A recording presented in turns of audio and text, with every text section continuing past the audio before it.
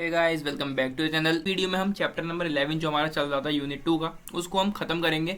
दो टॉपिक्स हमारे बचे हैं चैप्टर नंबर 11 में, वो हम इस वीडियो में आगे पढ़ रहे होंगे। ठीक है, तो सबसे पहला टॉपिक जो है हमारा वो है द प्रोसेस ऑफ ऑर्गेनाइजेशन। जो ऑर्गेनाइजेशन है उसका प्रोसेस पूरा क्या रहता है वो हम यहाँ पर जानेंगे। ठीक है, और दूसरा जो हमारा टॉपिक है जो हम इस वीडियो में आगे पढ़ेंगे वो है प्रिंसिपल्स ऑफ ऑर्गेनाइजेशन। जो हमारी ऑर्गेनाइजेशन है वो कुछ प्रिंसिपल्स पर वर्क करती है, कुछ प्रिंसिपल्स को फॉलो करते हुए वो चलती है। उन प्रिंसिपल्स के बारे में हम इस वीडियो में जानेंगे। ठीक है, तो सबसे पहला टॉपिक जो हमारा प्रोसेस ऑफ ऑर्गेनाइजेशन है उसको पढ़ते हैं और समझते हैं। द प्रोसेस ऑफ ऑर्गेनाइजेशन में be described as the managerial function of organising, या फिर और कहें तो ऑर्गेनाइजेटिंग। It consist in making a rational division of work into groups and activities and tying together the position representing grouping of activities so as to achieve a rational. ये सब चीज़ें हमें बहुत अच्छे से पता है कि जो एक ऑर्गेनाइजेशन है वो ग्रुप ऑफ पीपल वहाँ पे वर्क करता है पूरा। ठीक है, एक लोगों का पूरा समूह वहाँ पर वर्क करता है। ठीक है, जो एक्टिविटीज़ रहती हैं वो सारी डिवाइड हो जाती हैं उन लोगों में, किस किस को अपनी एबिलिटीज़ के अकॉर्डिंग जो भी वर्क है वो मिलता है और वो करते हैं। ठीक है, इस तरह से पूरी ऑर्गेनाइजेशन जो है वो वर्क करती है। ठीक है, तो उसके भी कुछ वहाँ पे स्टेप्स रहते हैं, वही स्टेप्स हम यहाँ पर पढ़ेंगे, या फिर कहें एक पूरा प्रोसेस रहता है। Important steps involve in this process are, number 1 है जो सबसे पहला स्टेप हमारा रहता है ऑर्गेनाइजेशन के प्रोसेस में, वो है डिटर्मिनेशन ऑफ ऑब्जेक्टिव्स। ठीक है, उनको अपने ऑब्जेक्टिव्स पता होना चाहिए। हमने ये पहले से ही पढ़ी हुई हैं सारी चीज़ें, जब हम मैनेजमेंट पढ़ते हुए आ रहे थे शुरू से, तो कहीं ना कहीं आपने ये सारी चीज़ें पहले भी सुनी होंगी और समझी होंगी। ठीक है, तो बस वही चीज़ें यहाँ पर है। It is the first step in building up an organisation. ये सबसे पहला स्टेप रहता है एक ऑर्गेनाइजेशन को बिल्ड करने में कि हमें ऑब्जेक्टिव्स पता होने चाहिए। ठीक है, हमारा क्या मकसद है उस काम को करने का वो हमें पता होगा, तब हम आगे डायरेक्शन में बढ़ पाएंगे। ठीक है, it will consist in deciding as to why the proposed organization is to be set up and therefore what will be nature of the work to be accomplished through the organization।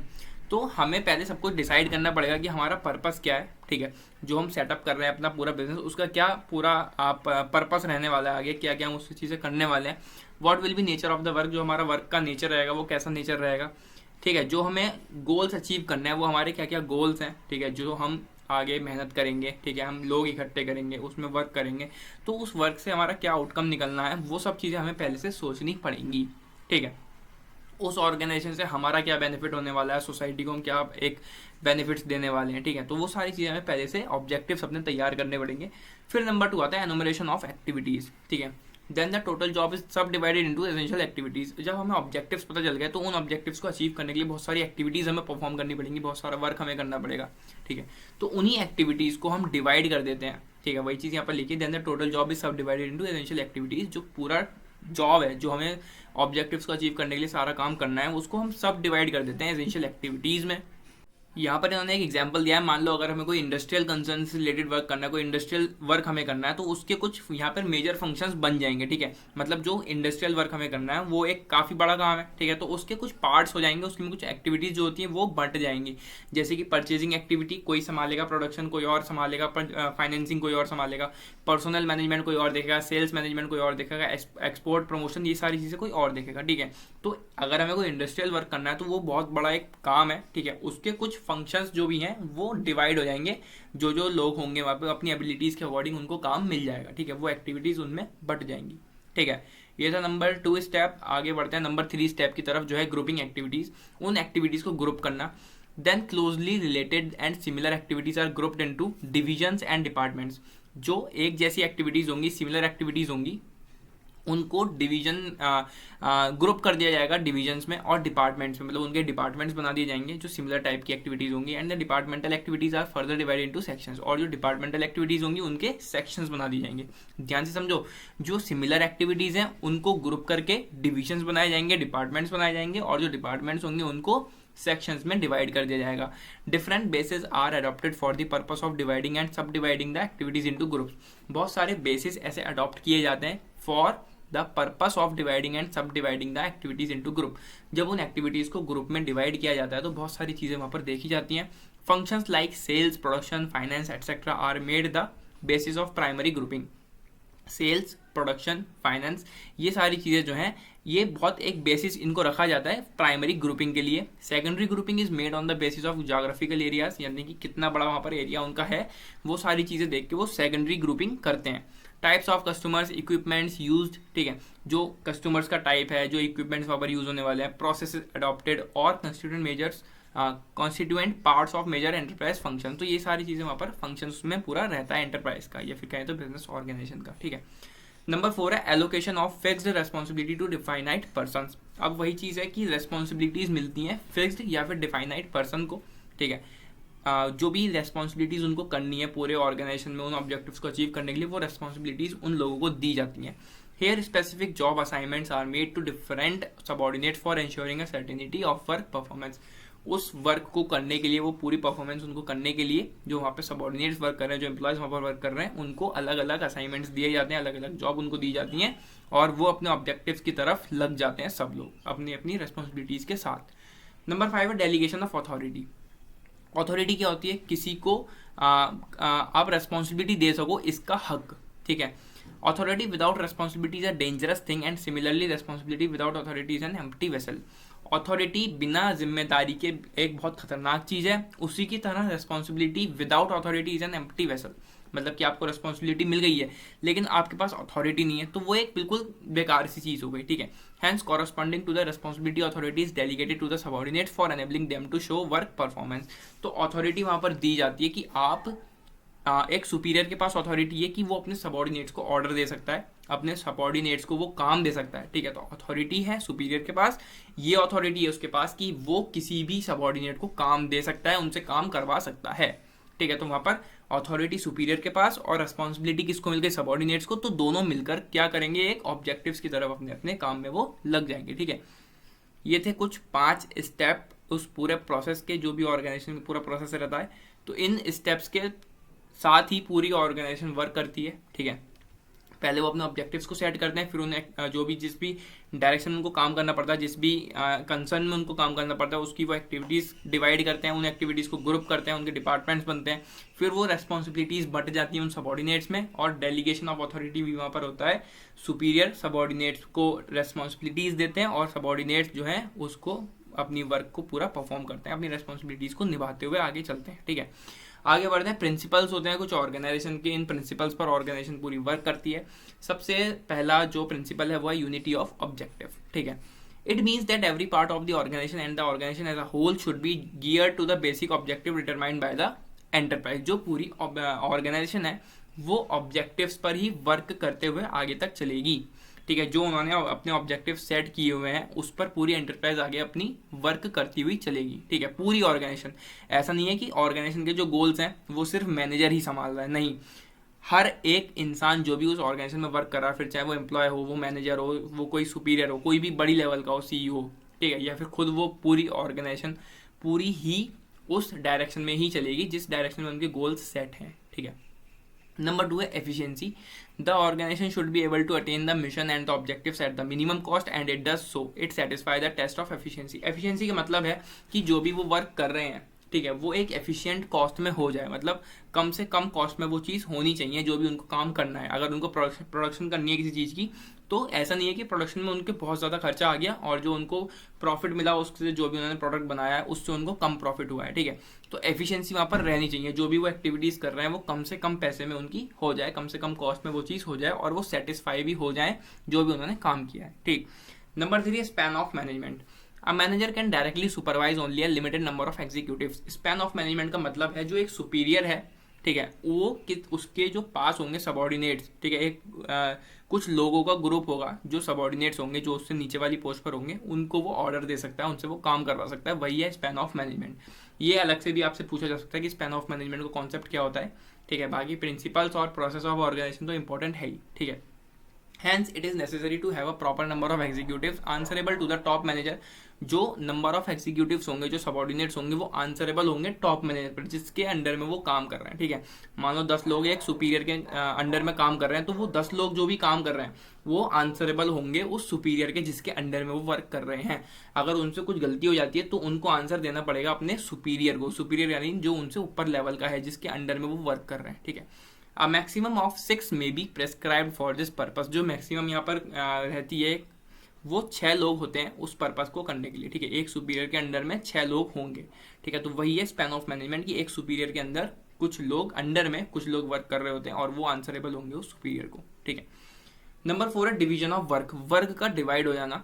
Proper departmentation is an important principle of sound organisation, तो एक जो work वहाँ पर हो रहे हैं, जो भी वहाँ पर काम होने वाला है, जो भी जिस भी कंसर्न में वो वर्क करेंगे, जैसा भी हमने पहले जाना कि उस वर्क का डिवाइड होना बहुत ज़्यादा जरूरी है। जो भी एक्टिविटीज़ उन्हें परफॉर्म करनी है उनका डिवाइड होना बहुत ज़्यादा जरूरी है। उससे क्या होगा, सारे एम्प्लॉयज़ पर कुछ भी बर्डन नहीं पड़ेगा। ठीक है, सिर्फ मैनेजर्स ही सोचो, एम्प्लॉयज़ अपनी जगह बैठे हुए हैं, जो मैनेजर्स हैं उन्हीं को सारी एक्टिविटीज़ करनी है, तो बहुत ज़्यादा बर्डन वहाँ पर हो जाएगा। तो उनको क्या करना पड़ेगा, उस बर्डन को कम करने के लिए उन एक्टिविटीज़ को डिवाइड करना पड़ेगा, उन काम को डिवाइड करना पड़ेगा और सारे लोगों में बांटना होगा, उनके डिपार्टमेंट्स बनाने पड़ेंगे। ठीक है, तो डिवीजन ऑफ वर्क बहुत ज़्यादा जरूरी है, बिना इसके कोई भी बिजनेस ऐसे नहीं चल सकता। ठीक है, क्योंकि लोगों पे बर्डन बहुत ज़्यादा हो जाएगा उस चीज़ का। नंबर 5 है फंक्शनल डेफिनेशन। ठीक है, the duties and authority relationship in a good organisation must be properly and clearly defined so that there may be no confusion on overlapping. ठीक है, तो एक ड्यूटीज और जो अथॉरिटीज वहां पर रहेंगी, एक रिलेशनशिप जो रहेगा उन लोगों का एक ऑर्गेनाइजेशन के अंदर, वो बहुत ज़्यादा क्लियर और बहुत ज़्यादा डिफाइंड होना चाहिए कि ये लोग मैनेजर्स हैं, ये लोग सबॉर्डिनेट्स हैं, ये जो है मिडिल मैनेजमेंट वाले लोग हैं। ठीक है, तो ये सारी चीज़ें वहाँ पर रहनी चाहिए। उससे क्या होगा, कोई भी कन्फ्यूजन या कोई भी ओवरलैपिंग वगैरह नहीं होगी। सबॉर्डिनेट्स को जब भी सुपीरियर से हेल्प चाहिए हो तो सुपीरियर उनकी हेल्प करें। उनको सबसे पहले पता होना चाहिए कि सुपीरियर है कौन। ठीक है, उनको किसको आंसर देना है उनके काम का, उनको किससे ऑर्डर्स लेने हैं, किसको ऑर्डर वो देंगे, तो ये सारी चीज़ें वहाँ पर क्लियर होनी चाहिए। उनका रिलेशनशिप इस तरह से वहाँ बना होना चाहिए कि सारी चीज़ें उनको क्लियर हो। नंबर 6 है scalar principle. Every subordinate must know who is superior and to whom policy matters beyond his own authority must be referred for decision. Scalar principle यहाँ पर कहता है कि हर सबॉर्डिनेट्स को पता होना चाहिए कौन उसका सुपीरियर है, किसकी उसको बात माननी है, किसके ऑर्डर्स वो फॉलो करेगा। And to whom policy matters beyond his own authority must be referred for decision. और कौन ज्यादा मैटर करता है, एक तरफ उसके साथ वाले एम्प्लॉयज उसको काम के लिए कह रहे हैं, दूसरी तरफ जो मैनेजर है, जो सुपीरियर है उसका, वो उससे काम करने के लिए कह रहा है, तो उसको वहां पे डिसाइड करना पड़ेगा कौन उसका सुपीरियर है और उसको जो बात माननी है वो किसकी बात माननी है, किसके ऑर्डर्स उसको फॉलो करने हैं। आगे बढ़ते हैं नंबर 7 जो कि है एक्सेप्शन प्रिंसिपल। ये क्या है, according to this principle only exceptionally complex problems be refer to the higher levels of management. कुछ ऐसी प्रॉब्लम्स जो सॉल्व नहीं हो रही हैं, जो काफी ज्यादा कॉम्प्लेक्स हैं, एक्सेप्शनली हैं, ठीक है, सिर्फ वही प्रॉब्लम्स हायर लेवल पर जाएंगी मैनेजमेंट के। ठीक है, हर छोटी छोटी प्रॉब्लम हायर लेवल पर नहीं जाएंगी, ऐसे बहुत ज़्यादा उनके पास काम हो जाएगा और काफ़ी ज़्यादा प्रॉब्लम उनको फेस करनी पड़ेगी। And the routine matters be dealt with by executives at lower level. बाकी जो छोटी मोटी प्रॉब्लम्स होंगी, रूटीन मैटर्स होंगे, वो कौन सॉल्व करेगा, एग्जीक्यूटिव्स, या फिर कहें तो लोअर लेवल पर जो एग्जीक्यूटिव्स बैठे हैं वो उनको सॉल्व करेंगे। ठीक है, तो जब कोई कॉम्प्लेक्स प्रॉब्लम होगी जिसका सॉल्यूशन उनको नहीं मिल पा रहा है, कोई बड़ी प्रॉब्लम होगी, तो सिर्फ वही प्रॉब्लम हायर लेवल मैनेजमेंट पर जाएगी। तो ये कुछ प्रिंसिपल्स ऐसे रहते हैं जिन पर पूरी ऑर्गेनाइजेशन वर्क करती है। नंबर 8 है unity of command. According to this principle each subordinate should have one superior whose command he has to obey. Unity of command का मतलब यहाँ पर है कि इस प्रिंसिपल के अकॉर्डिंग हर एक सबऑर्डिनेट को एक सुपीरियर मिलेगा जिसकी कमांड उसको माननी पड़ेगी। This will avoid conflict of commands and will help in flexing responsibility. इससे क्या होगा, वहाँ पे कुछ भी ऐसे कन्फ्लिक्ट्स नहीं होंगे कमांड को लेकर कि उसको किसकी बात माननी है। ऐसे मान लो हर सबऑर्डिनेट को हर मैनेजर की बात माननी पड़ जाए, हर सुपीरियर की बात माननी पड़ जाए, तो हर सुपीरियर क्या करेगा, किसी ना किसी से कुछ ना कुछ काम करवाता रहेगा और जो एम्प्लॉयज है वो भी अल्टीमेटली काफी ज्यादा परेशान हो जाएंगे। ठीक है, तो हर एक सबऑर्डिनेट को एक ना एक सुपीरियर मिलेगा जिसकी उसको बात माननी है। हर किसी की उसको बात नहीं माननी, उसको जो सुपीरियर दिया जाएगा उसी की उसको बात माननी है, उसकी कमांड उसको फॉलो करनी है। ठीक है, और इससे रिस्पॉन्सिबिलिटीज भी काफी ज्यादा फिक्स हो जाएंगी। नंबर 9 है unity of direction. There should be only one plan for a group of activities directed toward the same end. जो एक ऑब्जेक्टिव उनका रहेगा, मान लो एक ऑब्जेक्टिव लेके चलते हैं कि उनके कुछ ऑब्जेक्टिव सेट हैं उस पूरी ऑर्गेनाइजेशन के, तो उन ऑब्जेक्टिव्स की तरफ ही पूरी ऑर्गेनाइजेशन को चलना है।